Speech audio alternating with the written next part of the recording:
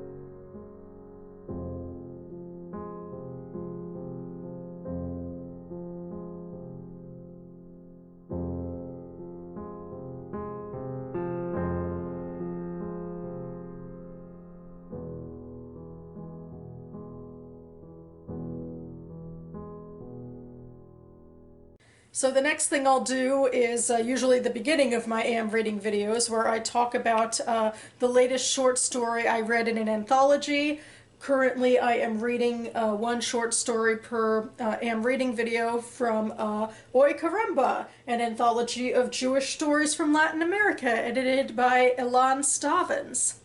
And the story I read this week is Asylum by Ariel Dorfman. This is a story, it has a lot of characters for a short story. A lot is going on. It's a very political story, the title hearkening to the idea of gaining asylum in a new home when your old home is oppressing you. So we are following the main character of Barrera around. He and his son Ricky are living, I believe, in Washington, D.C. And his son Ricky is about to turn 17, and he's getting these threatening emails. The subject lines are in English, and they refer to the fact that he'll need to talk to his dad about this, and then the actual emails themselves are in Spanish, and Ricky doesn't know Spanish, Barrera does. Barrera is a character who is a bit of a chameleon in a way. He is the son of a U.S. diplomat and a Colombian prostitute, and so he had these weird advantages. His father actually stayed around for a little bit in his life, and now Barrera is in the U.S. After having grown up in Colombia, and obviously has been doing a little bit of distancing from his past, in part by having his son having no Spanish learning behind him. He had married a American woman who since died of cancer. And now these threatening emails are coming, and it's a bit of a suspense horror vibe as Barrera knows what this might be referring to. These emails are about telling his son this secret from his past, or else if Ricky doesn't know by the time he's 17, Barrera will be killed worse than a dog. The writing is very tight. Obviously, it's something that Barrera knows, but he doesn't exactly know who's sending the emails. That's a little more of a scary open question.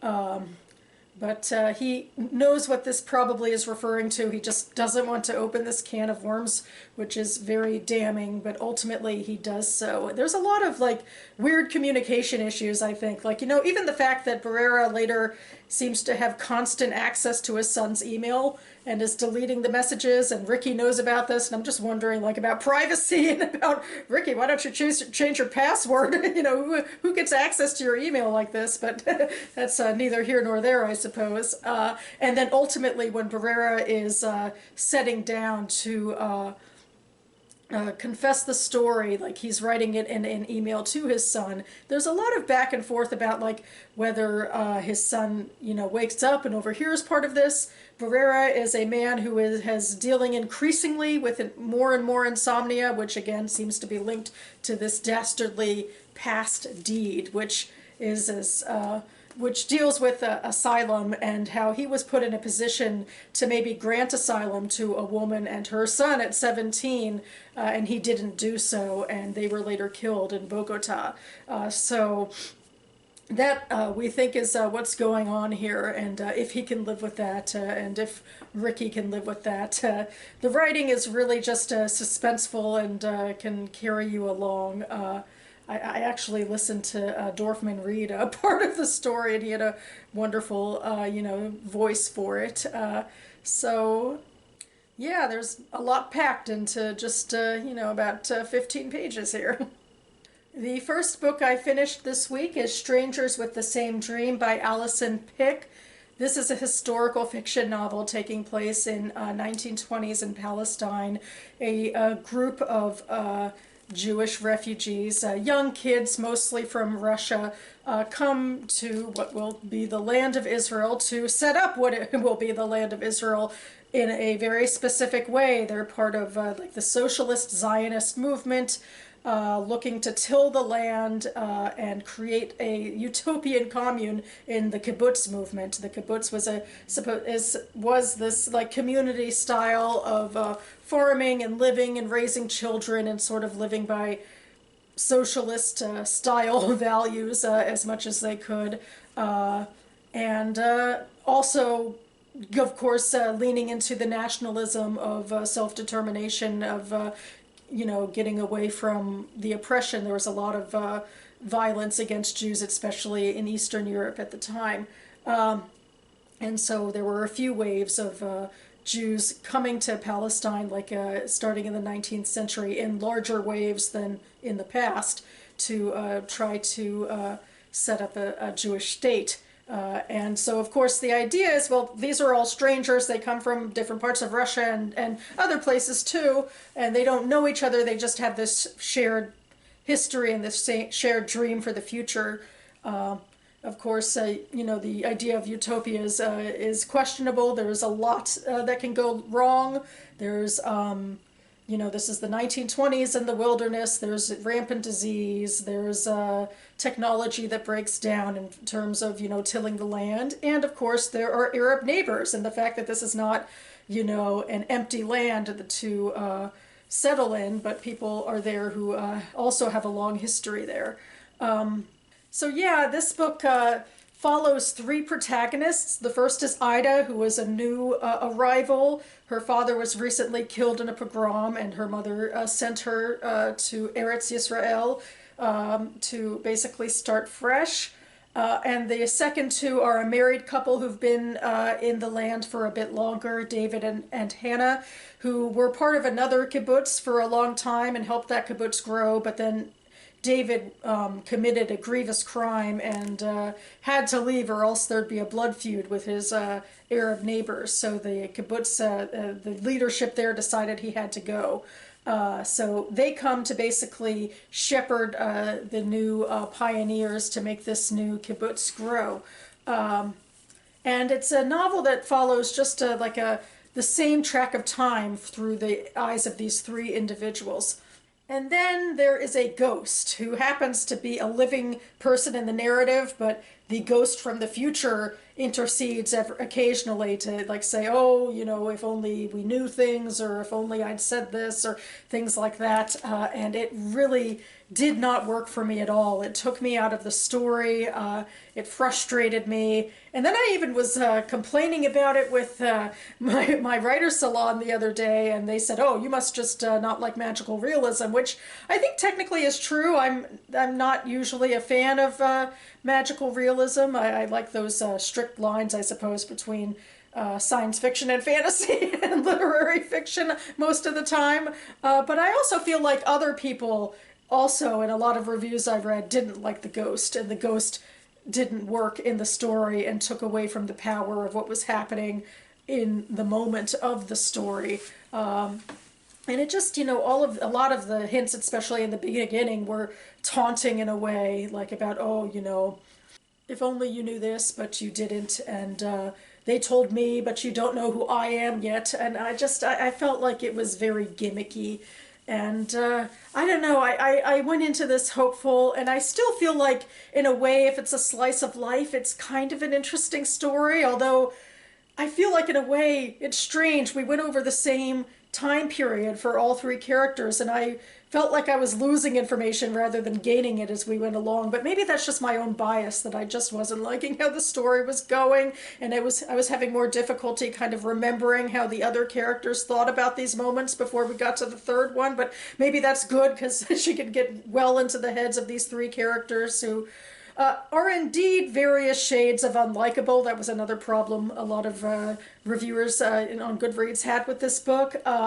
And at first, I even talked about it a lot in my last damn reading video. I'm like, I don't care if characters are unlikable. I just want to talk about the complications of, of what life really is and how flawed characters deal with it and yada yada. But I found, I guess I was getting frustrated, but maybe it's because I thought it was too narrow. And this might just be my own, I guess it is my personal thing, that I wanted Pick to be broader about it. I wanted her to have more than three protagonists, and I wanted the story to take place over a longer period of time, so that maybe instead of the ghost talking about, oh, this is what went wrong, we could see what goes wrong in real time, seeing real things happen with real characters. And of course we see a little bit of what goes wrong. There's, in this story, there is terse relations with the Arab neighbors, and a lot of limitations and biases and prejudices of the Jews who are settling there.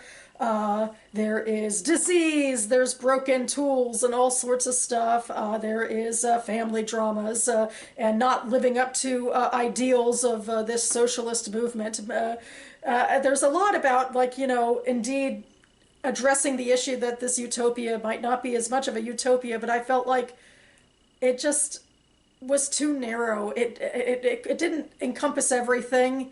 It was 3 characters, 2 of them were married. It didn't really give off the sense of what the whole community was feeling and thinking beyond, you know, having a few of them more in the background and having occasionally giving their opinions. But I wanted something broader, especially since this is such a contentious issue, a contentious part of history about a group of often of people who are refugees or are about to become refugees from you know, their the lands where they've been living, often persecuted for their own generations, coming to a place where they have ancestral history, religious history, cultural history, trying to make a start with self-determination, but realizing that, you know, nothing can be perfect. I mean, it's certainly contentious because of what has happened since with Israel and Palestine, and I wanted something that was a little more detailed, you know, something that went more into the weeds than was less a slice of life and giving a lot of those grandiose thoughts to this ghost character who didn't work for almost anyone, I don't think. So I do feel like I left this novel a fair bit disappointed, even though I thought maybe in a slice of life way the characters were well written and all of that, but I wanted more ultimately. I wanted something that people could take away other than the fact that, whoa, this, you know, went awry and the characters are unlikable. I wanted something more complicated, and I feel like in that way the book didn't deliver, so I guess I am a little I'm disappointed. The second book I finished this week was DAWNLANDS by Philippa Gregory, which I listened to on audio and the library snatched back from me. So anyway, this is historical fiction. It worked a lot better for me. I'm not too surprised. It's the 3rd in the Fair Mile series, and I've read the other 2 books and also enjoyed them. This is following an English family around through the 17th century and their ordeals. I feel like Gregory is trying to say this is her normal family because so much of her fiction revolves around actual royals. And technically speaking, royals are in this book. We, you know, have intimate congress with the King and Queen of England in this book, and people vying for their throne as well. And these characters get up and close and personal with them, but I guess they're still normal because they're not, you know, nobility. Although a couple of them get pretty close, I suppose, in the gentry. You know, there's all those class issues in England that get a little, I don't know, I'm not sure. It's just a lot of titles and so forth and official regiments. But anyway, yeah, this is a story I was realizing in a way, well, really the last book too. It's like everyone now is a supporting character rather than having a main character, I guess. Because there's a lot going on, a lot of plot lines to follow. We have the Averys, who since the last book are contentiously married and not really liking each other all that much, and Livia, the foreign scheming woman from Venice, ends up becoming close to the new queen, who is a foreign, actual Italian papist queen. This is a time period in Stuart history where the aristocracy is leaning Catholic, but you know, the rest of England staunchly wants to remain Protestant, and a lot of people view this in the line of being papist means that the people lose a lot of their freedoms.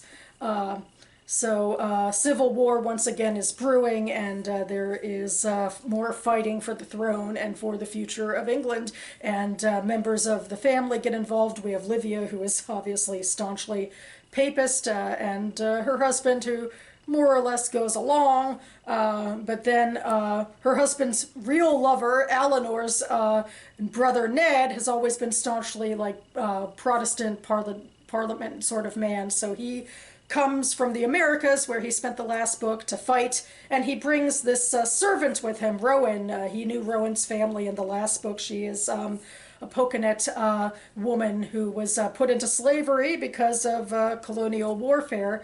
So he saves her from slavery, and she is basically paying off a debt to him. Like, in her thought process, she's paying off a debt to him, and they get a very close relationship going on. And then she also catches the eye of Ned's great nephew, Johnny, who works for the East India Trading Company, is a very different sort of person, and is in a very different sort of life, where he inadvertently seems to be playing into and advocating for, like, the real system of power that seems to be undercutting all of this, you know, fighting for the throne stuff. That power is becoming about global trade, and especially about slavery, about slave labor, and what slavery can produce for the market.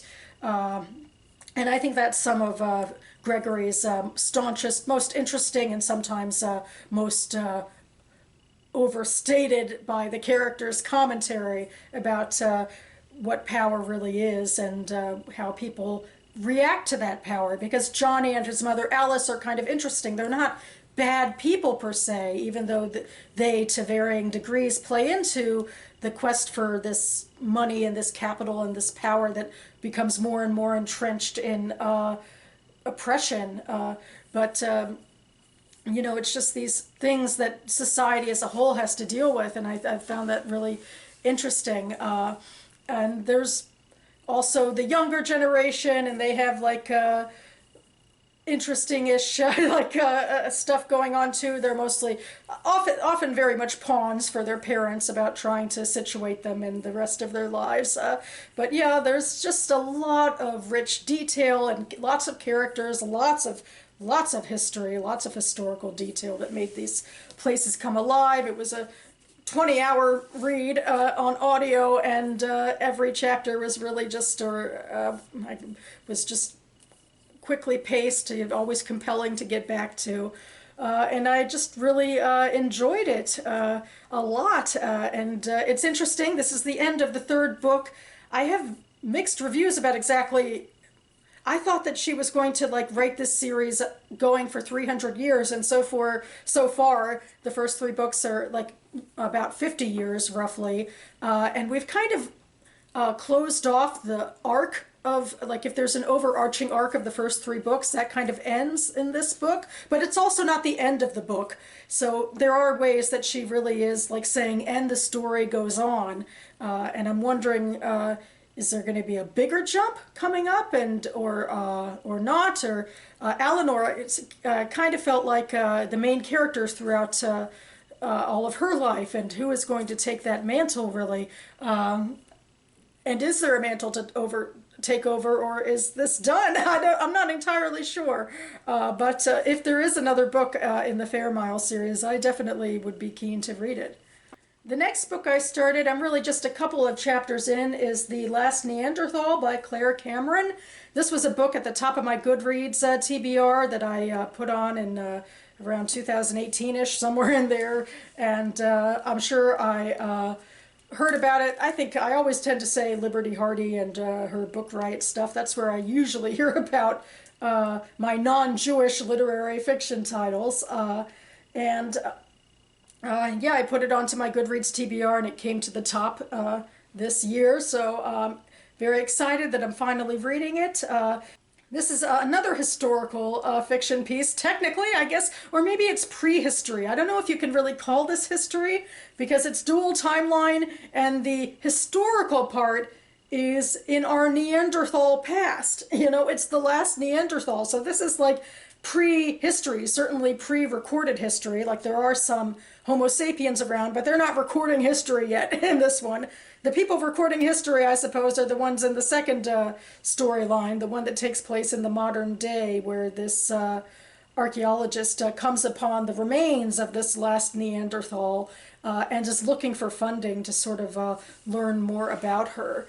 and then the first storyline tracks this Neanderthal named Girl and her family. And I feel like so far that stuff is more compelling, maybe because in a way it's more simple, because these people very much live in the moment with only a little bit of like concern about beyond the moment, whereas maybe it's too jarring in a way that like then I'm like thrust into this archaeologist who has to like, you know, schmooze with a bunch of natural history people and museum people with names and so forth, and I'm like, oh, this is a lot of information, a lot of the stimulus after the first story. I don't know, I'm not connecting with that one as much so far, although I believe, and it seems like we're trying to create some connections between this Neanderthal girl and the archaeologist woman, to say that, you know, maybe we're not both human, I guess, because technically the Neanderthals aren't quite human, but that, you know, that there are these similarities between them and between their desires and what they want, and there's some things that time and different DNA to a certain extent doesn't erase. I think that could be compelling, although I'm not quite far enough into that, I think, for, you know, those comparisons to be made on the page, but hoping we get there.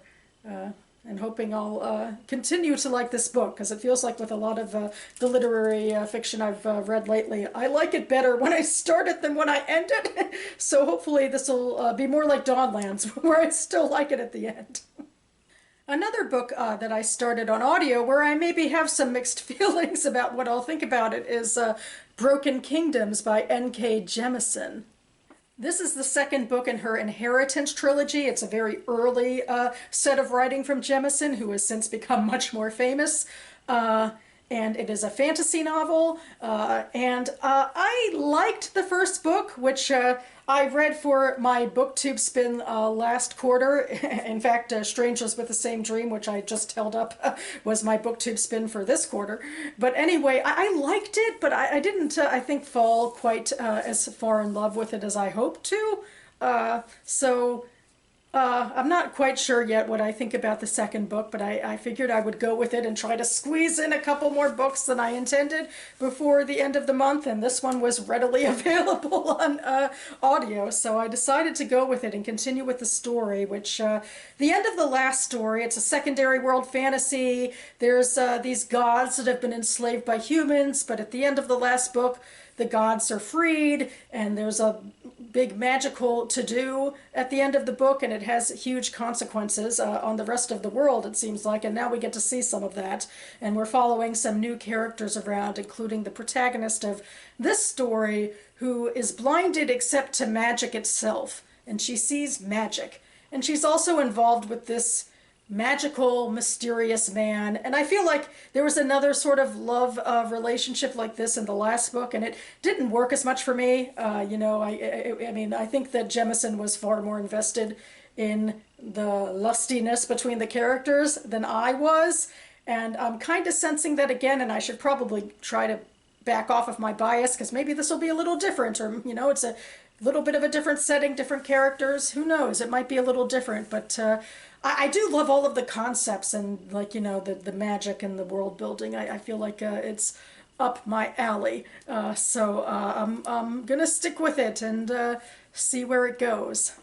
And the final book I have to talk about in this video is this chunkster. This is Blood and Ruins by Richard Overy. This is a sprawling 1,000-page, although I guess technically only 800 pages of material that aren't appendices and indexes and that sort of thing. But it is a sprawling history of World War II, largely seen through the lens of the end of imperial reigns, you know, because there's empires like on both sides of the Allies and the Axis that are fighting each other, and everybody, well, especially in the Axis, it seems like, although implicitly allies with colonial powers, are looking for some sort of world domination through those means, and World War II really spun all of that up. That's my take anyway, in a quick little way of talking about this, because I don't want to say too much, because I am reading this book for the BookTube Prize. The BookTube Prize was started by Robert at Barter Hordes a couple of years ago, The intent is for members of the literary bookdernet community to come together every year to judge the best in literary fiction and nonfiction published the year before in the US. We start with long lists of 48 books for the octafinals round, which we're in right now. And then throughout the rest of this year, we will be whittling down the lists to some winners that will be announced in October. So I'm an official judge for nonfiction Group H. So I will be judging this book compared to 5 other books on my ballot. And then at the end of this month, at the end of this week, I need to submit said ballot so that Robert can announce the winners and we can move on to the quarterfinals, which I also signed up for. So huzzah! And if you would like more information about the BookTube Prize, and I also made a video of my preliminary pre-reading thoughts about my ballot, I'll leave those linked down below. So that about covers it for me now. And yeah, big on my list this week are, finishing this bad boy up because I need to submit my BookTube Prize ballot by the end of the week on the 30th. So this is a big part of my week plans coming up when I'm not at work. Passover is also coming up on the Jewish calendar, not next week, but I have a prep class that in fact I'm taking next week, so in a couple days in fact, and I'm excited to do that. And I think I'll also try to go ahead and binge Shadow and Bone Season 2, because why not? That's a fun YA fantasy on Netflix that I enjoy watching and not overthinking for once. It's based off of the book series by Leigh Bardugo, which I haven't actually read, and I'm not sure I really want to, but I am enjoying the series, so I'll link to that info down below as well.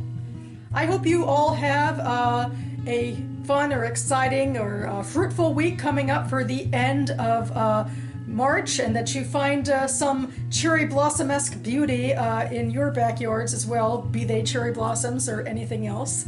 And I will be back on this channel to do my March book haul of more exciting books that are on my TBR, so stay tuned. Thanks so much for watching, everyone, and I'll see you next time.